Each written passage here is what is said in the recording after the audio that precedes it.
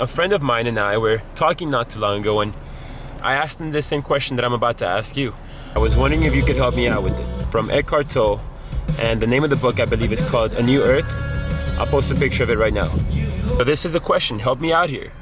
Who are you if you're not your body? Who are you if you're not your mind? If I am not my body, and if I am not my mind, what am I? Who am I? So more specifically, if I am not an accumulation of the food that I eat and the thoughts that I've generated over the course of the time that I've been on this earth, what is left of me? Now I think a lot of what he's talking about, Eckhart Tolle in this book, he's talking about the ego and how to break down the ego, because the ego wants and the ego needs, and creates this pattern of thought and pattern of belief. But Sadhguru, who you may or may not know of, he's all over YouTube, introduced it in the form of a mantra, like a meditative practice. When you go to sleep at night, right before you go to sleep, tell yourself, I am not my body and I am not my mind. And do it in a meditative fashion where you just get into a trance state, meaning that you're syncing your breathing with what you're speaking in your mind internally, and really trying to get something out of it, trying to get some data, some information, and repeat it in your mind, in your thoughts, and see what you can come up with. The ego is something that needs to be tended to. The more we feed our ego, the more it wants to live. And the more it lives, the more it could take advantage. How much time do you give attention to that? Not to the ego, but to the egoless source that is behind it.